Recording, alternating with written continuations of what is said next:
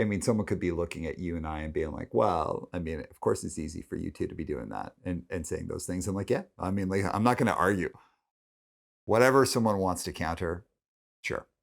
No argument, whatever. But I will say for the path that I've experienced in my life and the things that I've seen, there have been things where I'm like, I got to make that happen. And I've made it happen. And that doesn't mean that I didn't work my ass off and suffer and have like like consequences or difficult things I had to deal with, fall flat on my face, feel humiliated, any of those things.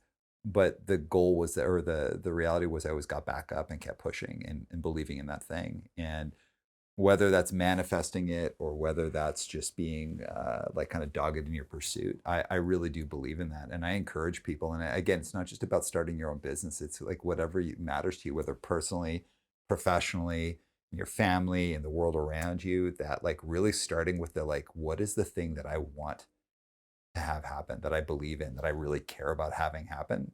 And then how do I like become really convinced I'm going to make that happen? I don't know how I'm going to do it today, but I'm going to make that thing happen.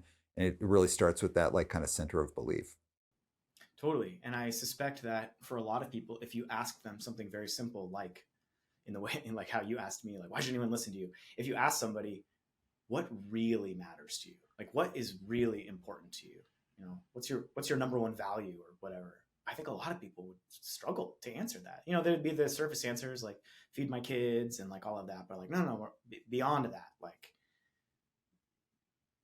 I think a lot of people would actually struggle to answer that because, well, there's lots of reasons why, but many people are not dialed into their intuition, especially professionally, right? In Yeah. some ways, it's kind of horrible. Careers, the way that companies and careers are set up is to make you intentionally deaf to your intuition. Because if you were actively listening to that voice inside you, you might not work for that company or do that horrible thing or, whatever the case.